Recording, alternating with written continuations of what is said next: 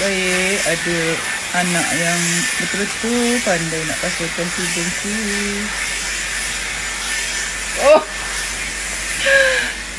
sangat harap jalan berdetap-detap, kusangkakan boleh harap, rupanya bontot berkurap.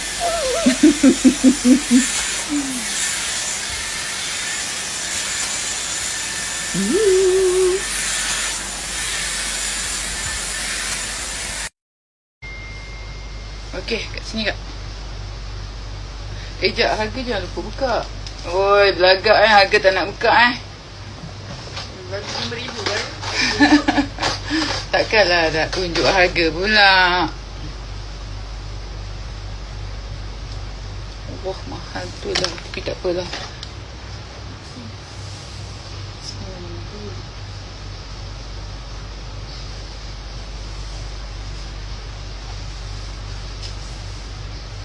Kau terlama tangan baju yang tak ni. Berat tak bang? Berat. Jangan tarik kasar sangat. Salah.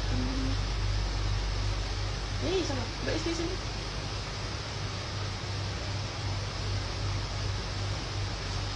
Tak boleh.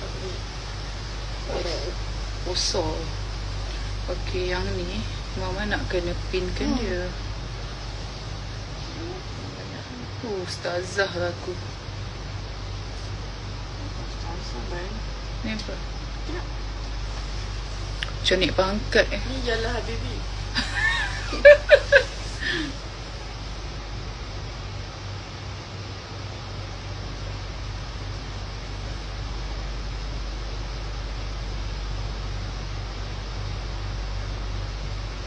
Over lah aku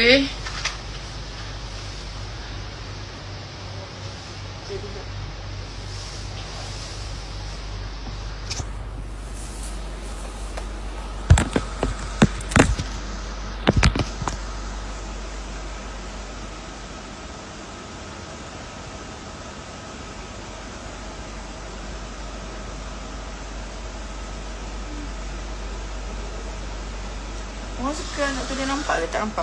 Biarlah nampak sikit. Macam ni okey?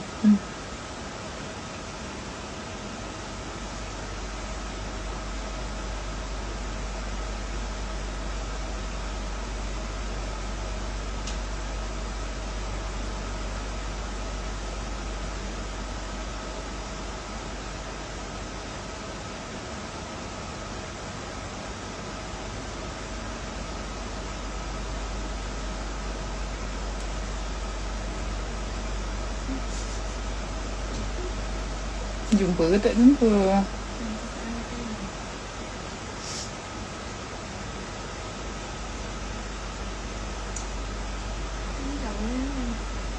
Itulah dia kena pakai peniti. Peniti aku siapa curi weh?